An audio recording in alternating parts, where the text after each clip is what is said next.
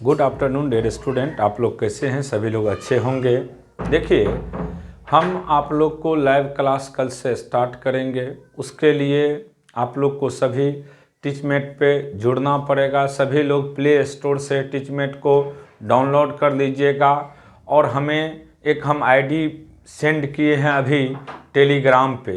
आप लोग उस आईडी के माध्यम से हमारे पास न्यूज़ देंगे और हम आप लोग को उसमें ऐड करते चले जाएंगे। फाउंडेशन का अलग आईडी है और टारगेट का अलग है।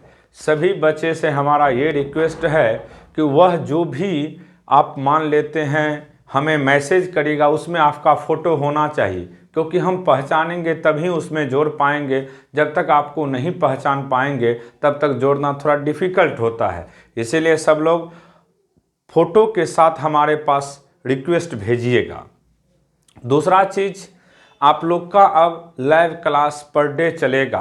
कोशिश हमारा यही है कि लाइव क्लास भी आप लोग का चले और इसी को सोचते हुए हमने आप लोग को टीचमेट पे पढ़ाने का व्यवस्था किए हैं। तो सभी लोग उससे जुड़ जाएंगे और हमारा यूट्यूब पे भी क्लास चलते रहेगा। देखिए, इसमें आप लोग जितना ज़्यादा हमें मान लीजिए मोटिवेट करेंगे, एनर्जी देंगे, उतना ही ज़्यादा हम भी इस पे जुनून जज्बा के साथ मेहनत करेंगे। आप लोग सभी लोग जो भी स्टूडेंट हैं पूरे बिहार में, पूरे इंडिया में, सब लोग ज़्यादा से ज़्यादा यूट्यूब पे गुड लक फिजिक्स क्लासेस को सब्सक्राइब करिए, लाइक करिए, शेयर करवाइए। ठीक है। उसके अलावे देखिए, गवर्नमेंट का जो दिशा निर्देश है उसका पालन करते हुए हम लोग भी काम कर रहे हैं और आप लोग मेहनत करिए। देखिए, जीवन में सफल वही होते हैं जो रात और दिन में डिफरेंस नहीं समझता है। जिस दिन आपको रात और दिन में डिफरेंस खत्म हो जाएगा, डिफरेंस आप नहीं समझेंगे, उसी दिन आप सफल इंसान कहलाएंगे। क्योंकि सफल वही हो सकता है जिसके अंदर हुनर होता है मेहनत करने का। नहीं तो जो मेहनत नहीं करेंगे वह कभी सफल नहीं होते। इसलिए सभी लोग से मेरा एक रिक्वेस्ट है कि दिन और रात में डिफरेंस नहीं देखना है। इतने जम करके मेहनत करिए कि आने वाला कल आपको याद रखे। क्योंकि सफल इंसान को सभी पूछते हैं और सफल का कोई समाज में वैल्यू नहीं होता है। इसी रिक्वेस्ट के साथ हम आप लोग से बार बार एक ही वर्ड बोलते हैं कि सफल होने के लिए दिन और रात में डिफरेंस नहीं होना चाहिए। देखिए, हम जहां पढ़ा रहे थे उसके आगे अभी कुछ और पढ़ाएंगे आप लोग को। देखिए, ये काइनामेटिक्स है।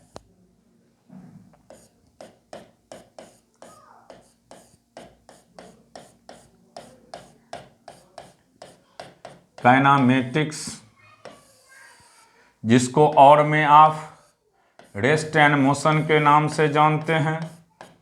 रेस्ट एंड मोशन का ये आपका लेक्चर 3 होगा।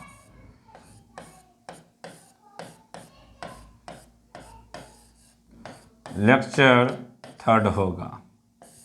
देखिए, पिछले क्लास में हमने आप लोग को टाइप्स ऑफ मोशन के विषय में चर्चा किए थे। टाइप्स ऑफ मोशन में हमने आप लोग को बताए थे मोशन 3 तरह के होते हैं। अब हम लोग बात करेंगे next concept, types of 1 dimensional motion. देखिए, टाइप्स ऑफ 1 डायमेंशनल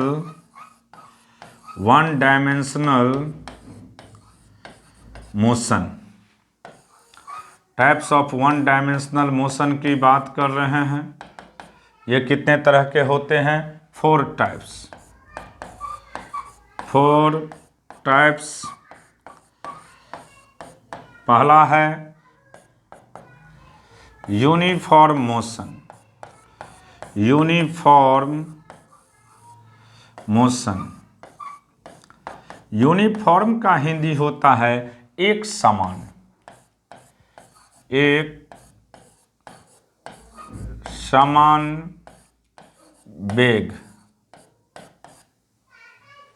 दूसरा हो गया यूनिफॉर्म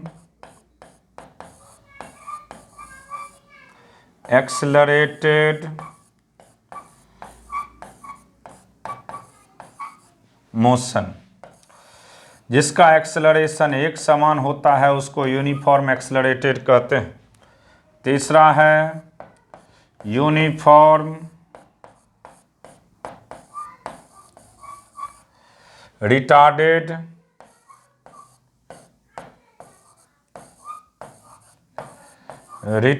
मोशन, और चौथा है आपका non uniform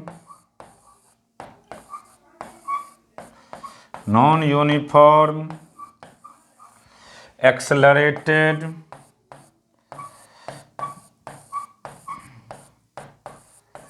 motion, non uniform accelerated motion. यही 4 टाइप्स का है, एक एक करके आप लोग पढ़ेंगे। देखिए हम लोग सबसे पहला बात करेंगे इसमें आप लोग को यूनिफॉर्म मोशन के विषय में। तो देखिए ध्यान से, यूनिफॉर्म मोशन में अभी हम लोग जो चर्चा करने वाले हैं, देखिएगा ध्यान से आप लोग भी। मान लीजिए पहला है आपका यूनिफॉर्म मोशन। पहला uniform motion.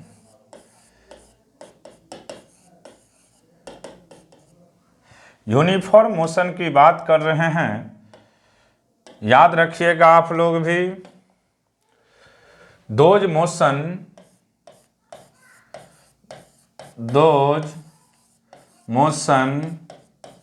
in which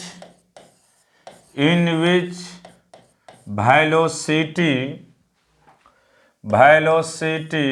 is constant।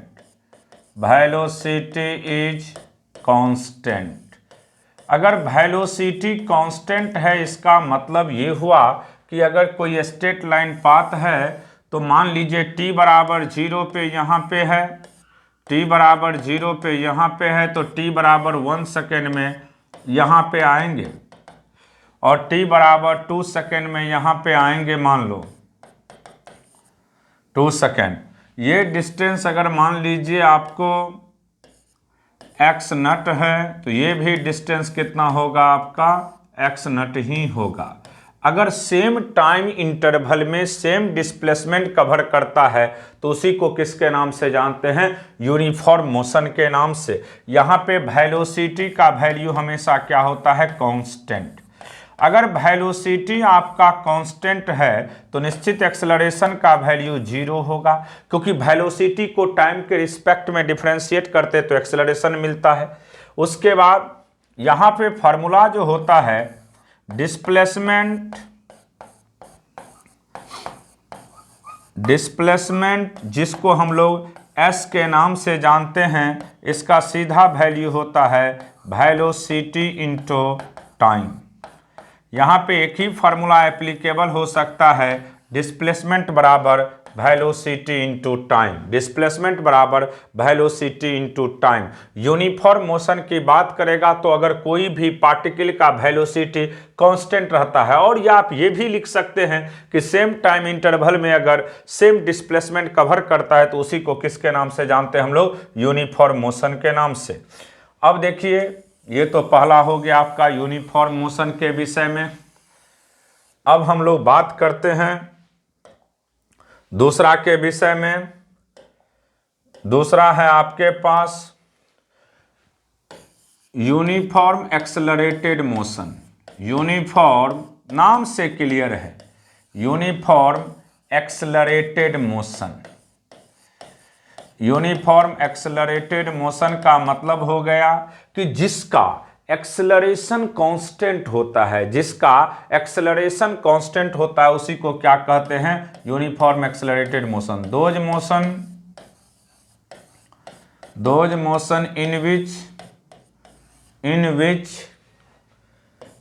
in which acceleration is constant throughout।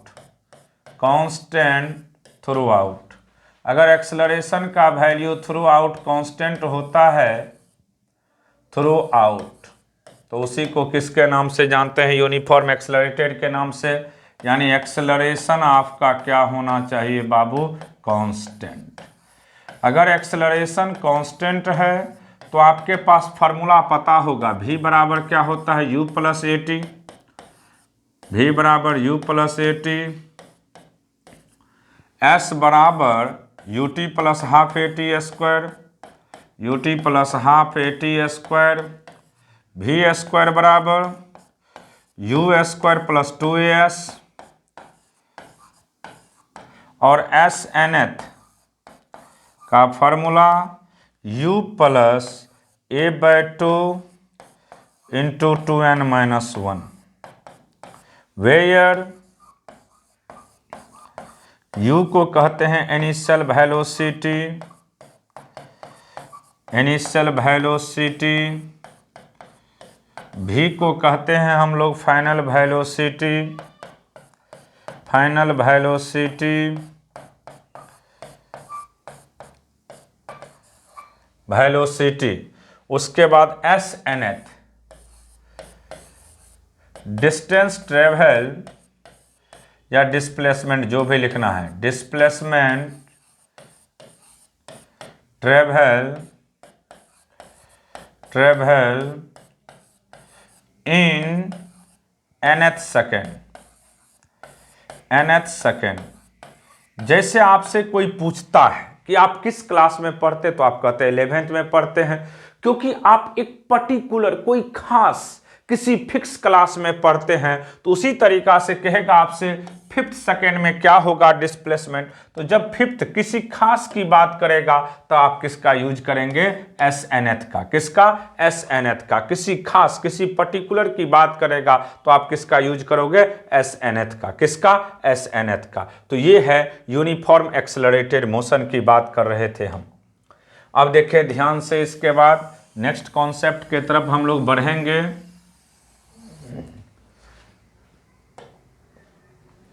तीसरा आपका है यूनिफॉर्म, तीसरा यूनिफॉर्म रिटार्डेड मोशन।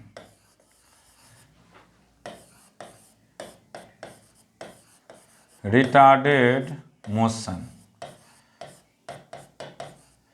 एक्सेलरेशन का वैल्यू तो कांस्टेंट हो, लेकिन किस साइन के साथ हो, निगेटिव साइन के साथ। एक्सेलरेशन का वैल्यू तो कांस्टेंट हो, लेकिन किस साइन के साथ हो, निगेटिव साइन के साथ। यानी एक्सेलरेशन में अगर माइनस साइन लगा दिया जाए और इसका वैल्यू क्या होना चाहिए, कांस्टेंट, तो उसी को क्या कहते हैं हम लोग, रिटार्डेड मोशन। इसमें जो फार्मूला है आपका, मेन कौन कौन फार्मूला एप्लीकेबल है, तो ध्यान से देखिए। जैसे v बराबर u माइनस ए टी, क्योंकि a माइनस में लेना है। s बराबर u T minus half a t square, v square बराबर यू स्क्वायर माइनस 2as, और एस एन एथ का वैल्यू इसमें u minus A by two into 2n-1।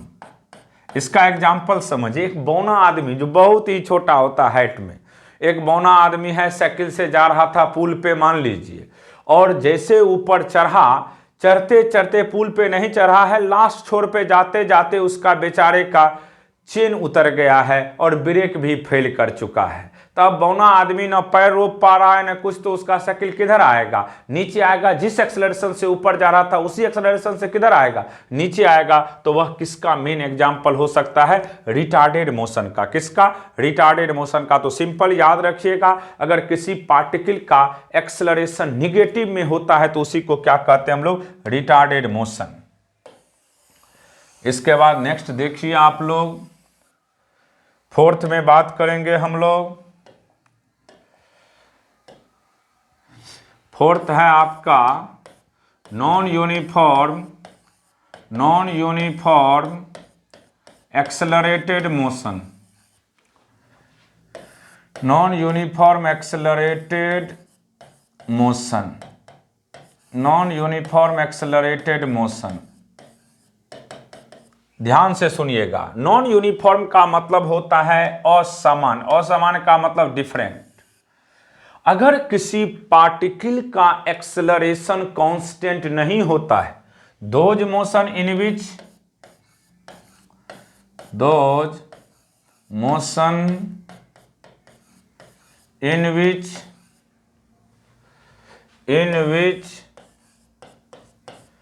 acceleration is variable, acceleration is variable। अगर acceleration variable है बाबू,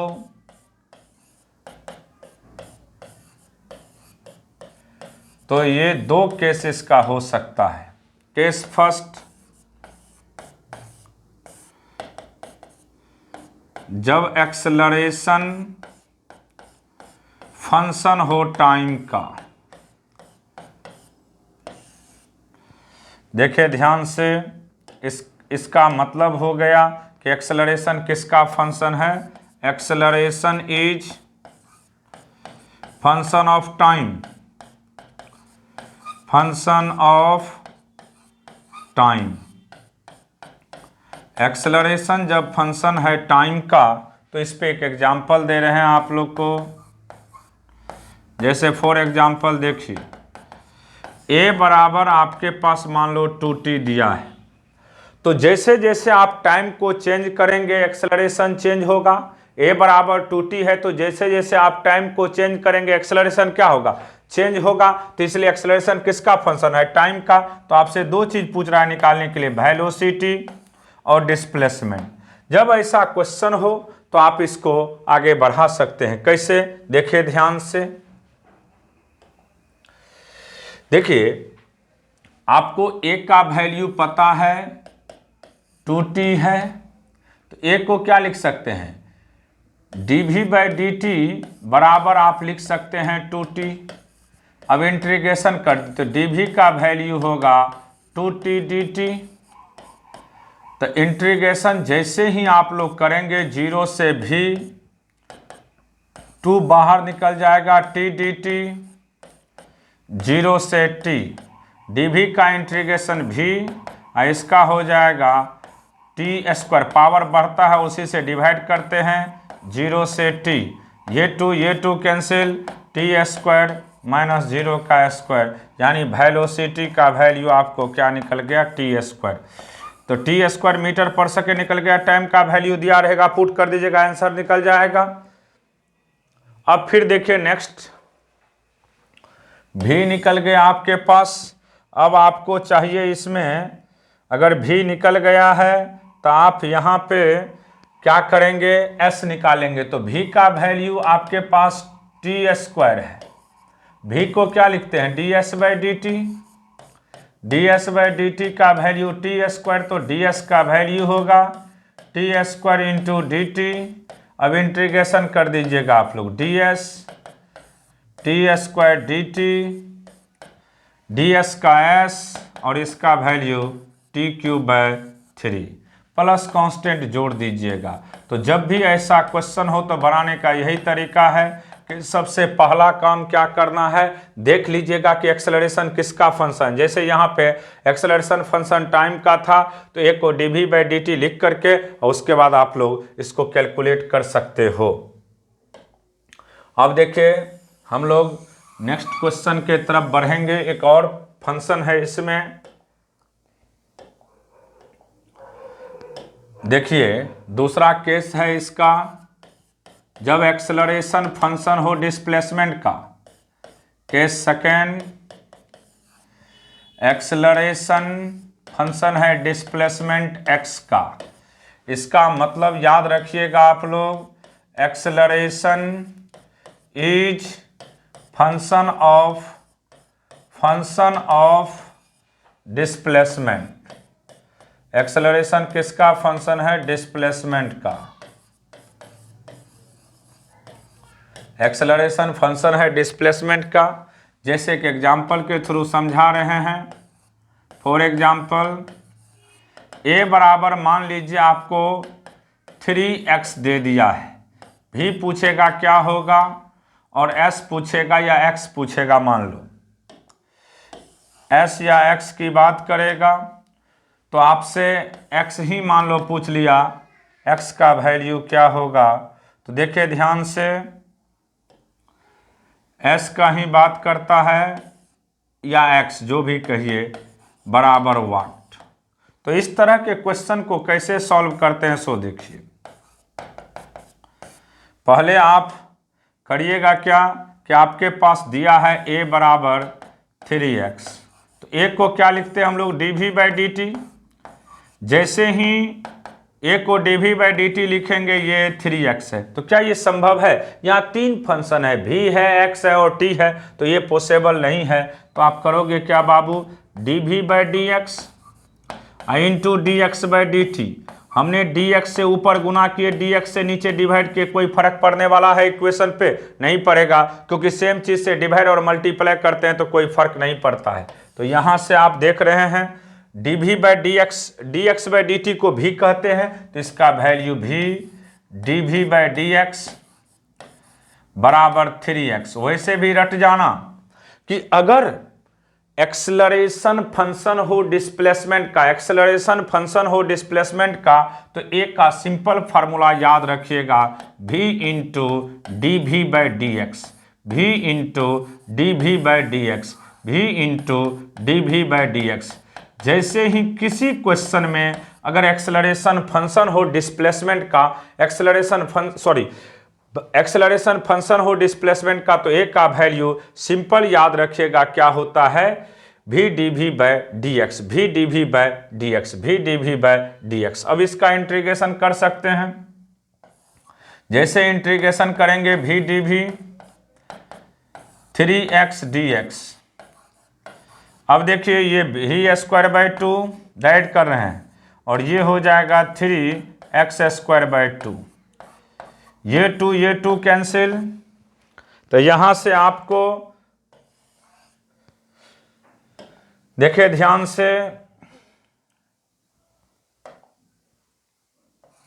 ये 2 है, ये 2 cancel, तो v का वैल्यू आपको निकल गया है √3x, लेकिन किस साइन के साथ, प्लस और माइनस साइन के साथ। फिर इसको एक स्टेप अगर आप बढ़ाते हैं तो v को लिख सकते हैं dx/dt, dx/dt बराबर प्लस माइनस √3 इंटू एक्स, तो dx/x बराबर होगा प्लस माइनस √3 dt। जैसे ही इसका इंटीग्रेशन करेंगे हम लोग तो इसका ln x होगा, ln x बराबर प्लस माइनस √3 इंटू टी। तो यहाँ से x हटाएंगे तो ln में बेस ई होता है, ई इधर चल जाएगा तो ई पे पावर प्लस माइनस √3t। यही इसका आंसर हो गया। तो इस तरीका से देख लीजिएगा कि किसका फंक्शन दिया है, आप इसी तरीका से सॉल्व करेंगे। अब देखिए इसमें मेन आपको पढ़ना होता है ग्राफ के विषय में। ग्राफ देखिए, ग्राफ क्या होता है आप जानते हैं ग्राफ के विषय में। जैसे ही ग्राफ में अगर आपसे कोई पूछेगा कि किसका स्लोप क्या देता है, तो स्लोप की बात करता है, तो स्लोप आप जानते हैं। जैसे सिंपल सोचिए, ये y एक्सिस है और ये x एक्सिस है, ये y एक्सिस है, ये x एक्सिस है, और ये मान लेते हैं कोई लाइन है y बराबर mx, y बराबर mx, ये थीटा डिग्री का एंगल फॉर्म कर रहा है मान लो। ये y एक्सिस को कट करेगा, ये x को, और ये किसको कट करेगा, y को। तो देखिए टेन थीटा की बात करते हैं हम लोग, टेन थीटा की बात करेंगे तो टेन थीटा का वैल्यू यहाँ पे, टेन थीटा की बात करते हैं तो टेन थीटा का वैल्यू आपको निकल जाएगा सिंपली। टेन थीटा की बात करेंगे तो y कंपोनेंट बाय x, ये पहला इसका नाम दीजिएगा। आपके पास गिवन है y बराबर mx, तो m का वैल्यू क्या हो गया यहां से y/x। दूसरा कंबाइन कर दीजिए दोनों को, combine in equation. First and second, slope बराबर होगा आपको टेन थीटा बराबर m बराबर ग्रेडियंट बराबर y component by x, y component या y axis by x axis.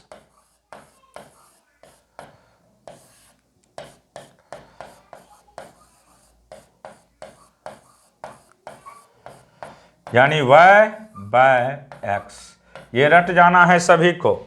Slope का मतलब टेन थीटा, स्लोप का मतलब टेन थीटा, स्लोप का मतलब टेन थीटा, टेन थीटा को ग्रेडियंट कहते हैं, बराबर m कहते हैं, और इसका फार्मूला होता है y component by x component, y component by x component, y component by x component. तो कोई भी ग्राफ रहे, अगर स्लोप पूछेगा तो y एक्सिस का यूनिट देख लीजिएगा और x एक्सिस का यूनिट, दोनों को डिवाइड कर दीजिए, जो भी यूनिट मिलेगा वही उसका वैल्यू देगा।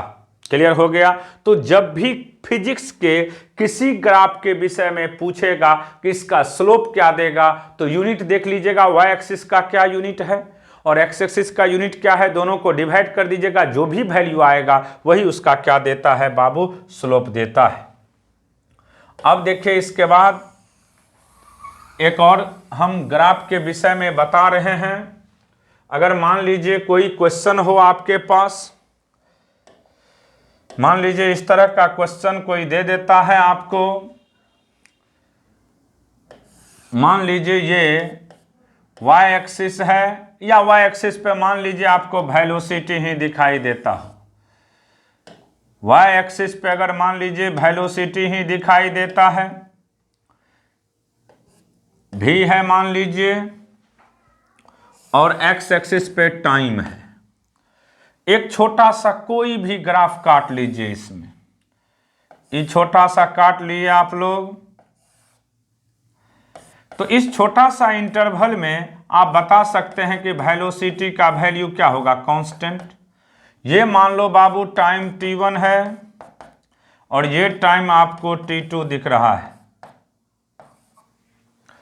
और यहां पे अगर हम बात करते हैं तो इस टाइम का नाम dt दे दीजिए। ये रेक्टेंगल है, छोटा सा ग्राफ है तो रेक्टेंगल, तो रेक्टेंगल का एरिया क्या होता है, स्मॉल एरिया। स्मॉल एरिया की बात करते हैं आप लोग, बराबर dA बराबर लिख सकते हैं हम लोग VDT। इंटीग्रेशन करते हैं इसको, dA VDT का इंटीग्रेशन t1 से t2, सॉरी यहां पे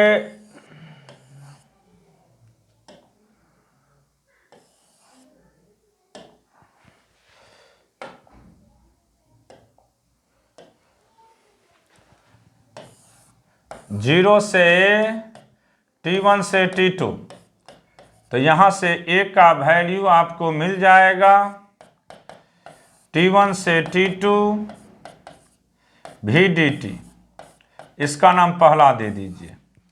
फिर आप जानते हैं v बराबर क्या होता है, ds by dt, ds by dt, तो ds का वैल्यू होगा VDT। फिर अब इसको इंटीग्रेशन करिए आप लोग, जैसे इंटीग्रेशन करेंगे आप लोग, ds का इंटीग्रेशन s1 से s2, VDT का इंटीग्रेशन t1 से t2,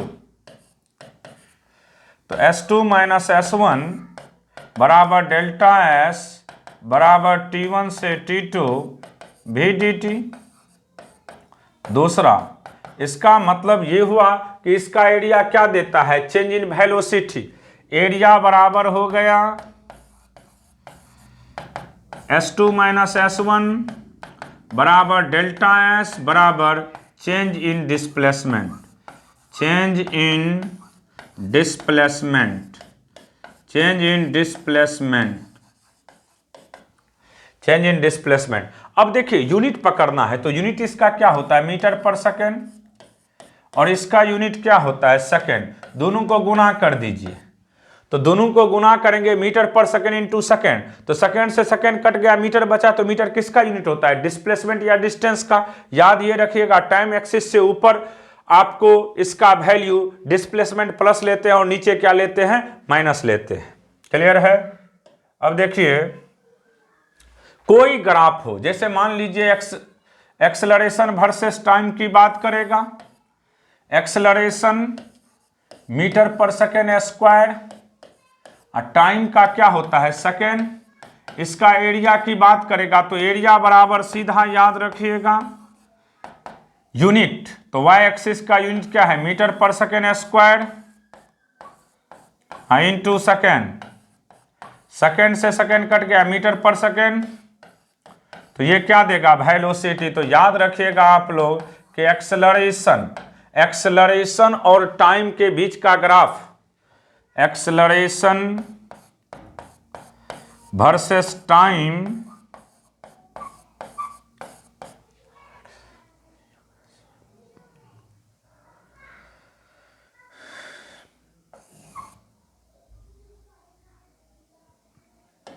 देखिए, एक्सेलरेशन वर्सेस टाइम के बीच का ग्राफ के एरिया की बात करते हैं। Acceleration versus time graph,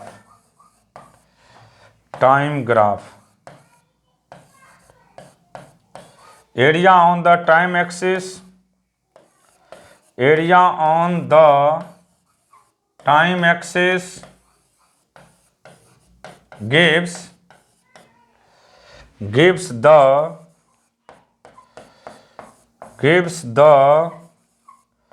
change in velocity,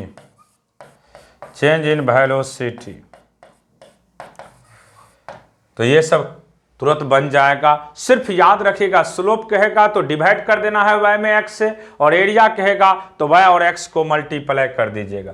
ठीक है, अब हम लोग क्वेश्चन पे आते हैं। देखिए, जैसे यही क्वेश्चन है, इस क्वेश्चन को समझना होगा ठीक से। ए particle start from rest, undergoes A rectilinear motion. Rectilinear motion का मतलब होता है स्ट्रेट लाइन, लिख भी दिए हैं straight line, with acceleration a, the variation of a with t as shown below, the maximum velocity attained. तो देखिए, इसका यूनिट मीटर पर सेकेंड, इसका सेकेंड, दोनों को गुना कर दीजिए तो ये मीटर पर सेकेंड देगा। तो मीटर पर सेकेंड किसका एरिया होता है? वेलोसिटी का। तो यहां पे एरिया जैसे ही पूछेगा आपसे, देखिए ध्यान से, एरिया की बात करते आप लोग, तो एरिया जैसे ही पूछेगा आपसे तो एरिया का सीधा वैल्यू, एरिया बराबर होगा मैक्सिमम वेलोसिटी या वेलोसिटी, और ये रेक्टेंगल है तो ट्रायंगल का एरिया क्या होता है? Area of triangle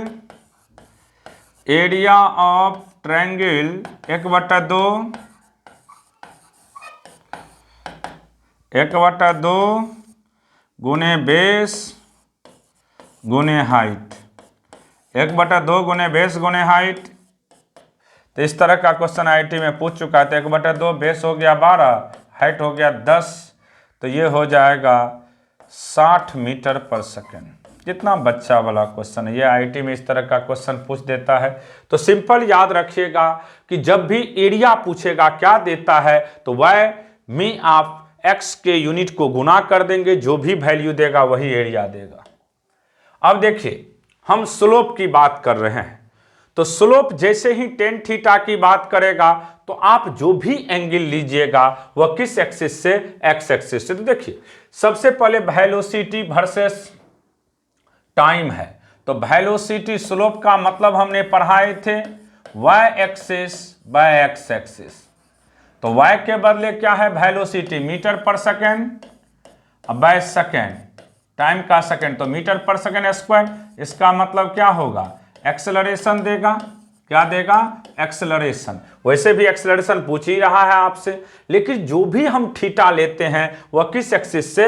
x axis से। तो देखो ध्यान से, ए का एक्सेलरेशन का रेशियो बाय बी, तो आपको थीटा जो भी लेना है किस एक्सिस से, वाई एक्सिस से कि एक्स से, एक्स से।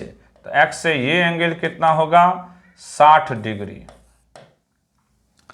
और आपको अगर हम दूसरा एंगल की बात करते हैं तो ये एंगल होगा 45 डिग्री। तो आपको दिखाई दे रहा है यहाँ पे एंगल। तो जैसे ही एंगल की बात करता तो आप पहला में 1060 स्लोप देता है 10 थीटा, 1060 बाय 1045, 1060 का वैल्यू पता है आपको √3 और 1045 का वैल्यू पता है 1, तो √3 बाय 1 तो यानी √3 हो जाएगा इसका आंसर। यही हो गया। सिर्फ इतना ही याद रखना है कि जब भी हम थीटा की बात करते हैं तो किस एक्सिस के साथ लेते हैं, टाइम एक्सिस के साथ। किसके साथ, टाइम एक्सिस के साथ। किसके साथ, टाइम एक्सिस। और स्लोप जब भी पूछेगा तो y और x के यूनिट को डिवाइड कर दीजिएगा, जो भी वैल्यू देगा वही स्लोप देता है। तो ये दोनों क्लियर हो गया। अब देखिए figure given below show the graph of velocity v of a particle moving along x-axis as a function of time t, average acceleration during 1 से आपको पूछा जा रहा है 7 सेकेंड तक। तो एवरेज एक्सेलरेशन की बात कर रहा है। तो देखिए सबसे पहला चीज है 1, तो 1 मान लीजिए यहां पे होगा आपके पास 1 और 7 यहां पे होगा, यही 1 और 7 हो गया। तो देखिए ध्यान से दो ही जगह आपको स्लोप मिलेगा। यहां तो स्लोप एक्सेलरेशन का वैल्यू यहां पे क्या होगा 0, ये जो पार्ट है यहां पे एक्सेलरेशन 0 होगा, यानी स्लोप यहीं पे मिलेगा या यहां पे मिलेगा। तो यहां और यहां पे अगर मिलता है स्लोप तो हम लोग जानते हैं कि किसके किसके बीच का ग्राफ है। यहां पे आपको क्वेश्चन में लिखा हुआ है कि किसका किसका ग्राफ है। तो जैसे ही आपको देखना होगा यहां पे, तो देखिए यहां पे 0 हो गया, यहां पे इसका वैल्यू कितने कितने हैं मान लीजिए, यहां पे तो क्लियर है नहीं, वैसे 25 लेते हैं और यहां पे 5 तो 20, 20 में 6 से भगा देते हैं या 5 से, कितने कितने टाइम इंटरवल की बात कर रहा है, एवरेज एक्सेलरेशन ड्यूरिंग t बराबर 1 सेकेंड टू t बराबर 7, 1 to 7, ये 10 और ये 25, 15 हो गया। 15 में डिवाइड करते हैं 6 से, तो 5, 5 और ये 2, 3 से 5 3 15, ये 2.5 है।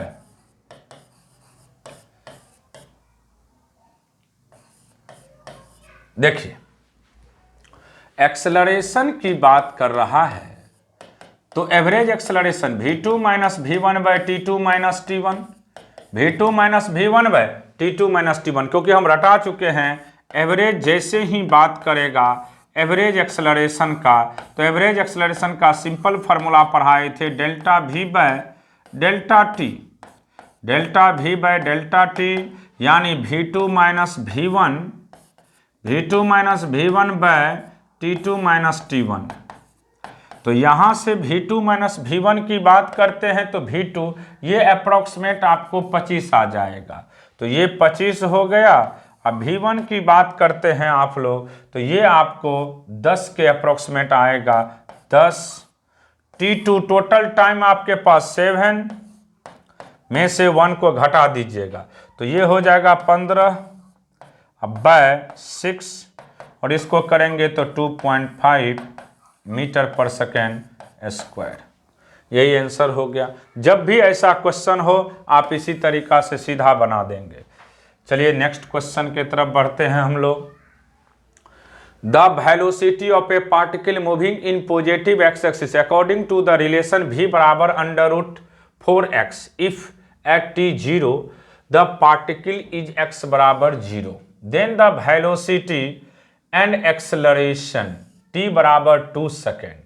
तो v और किसकी बात कर रहा है? एक्सेलरेशन का। तो वेलोसिटी सबसे पहले आपके पास गिवन है v का वैल्यू √4x। ये फंक्शन है किसका? x का। तो अगर आपसे पूछा जा रहा है t बराबर कितना पे बाबू? 2 सेकेंड। तो v को क्या लिख सकते हैं हम लोग? v को लिख सकते हैं यहां से, आपसे पूछ रहा है वेलोसिटी।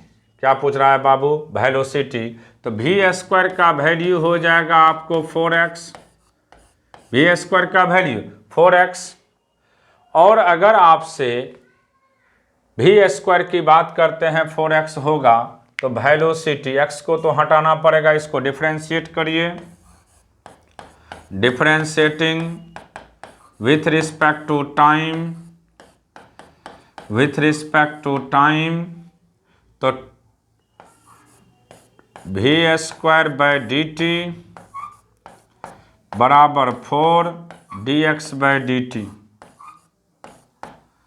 यहाँ से dv²/dv इंटू dv/dt कर दीजिएगा।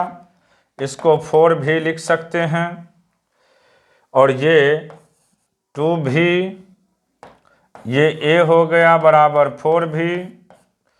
यहाँ से v कैंसिल, तो a का वैल्यू 2 मीटर पर सेकेंड स्क्वायर। a का वैल्यू कितना हो गया? 2 मीटर पर सेकेंड स्क्वायर। और आपसे पूछा जा रहा है आपको वेलोसिटी। तो वेलोसिटी की बात करेगा, तो वेलोसिटी निकालने के लिए पहले आप क्या करोगे? v को dx/dt लिख दीजिएगा बराबर 2√x लिख सकते हो।